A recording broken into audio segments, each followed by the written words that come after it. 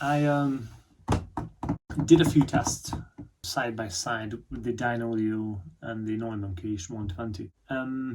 I don't believe in side-by-side tests because for me, it's just the results that matter. Basically, I don't care how studio monitor sounds, or if, when you put things next to each other, one might sound better than the other. It doesn't mean anything because I want to sit down and mix on each of them and then, see what happens when you get to the end. But saying that, I tested a few songs. These are all very, very different songs.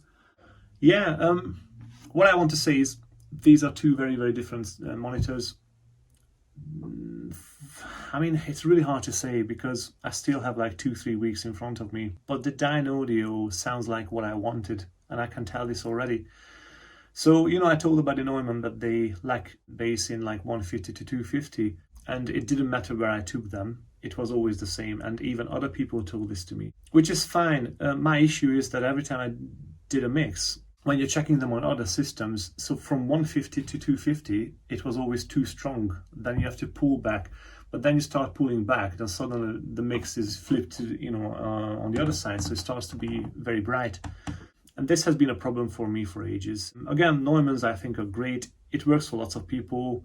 It doesn't work for me 100%, and I need something that I enjoy. Now, saying that on the Dynaudio, it already feels that it's quite strong in that territory. So the bass is there. It's not gone. It's it's interesting to see. Also, the Neumanns are very, very surgical, clinical, whatever you call it.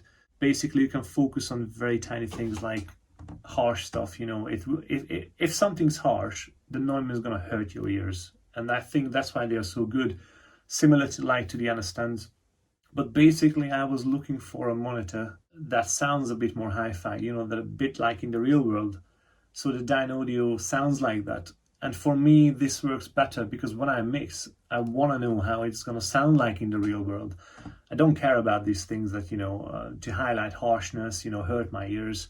You should be able to know, when you mix, if it's too harsh or not.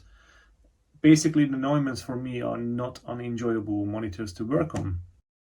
Saying that, I might keep them, I don't know yet. It's just they are not very musical, if I'm honest with you. Whereas the Dynaudio for me are very, very musical. I'm glad I didn't get the 8 inches. The mid-range on these is fantastic. Anything the Neumann didn't do, these can do. The low end is way better on these. You're not getting that floppy low end through like with the Neumanns. The bass is just more tight. It's a very nice experience.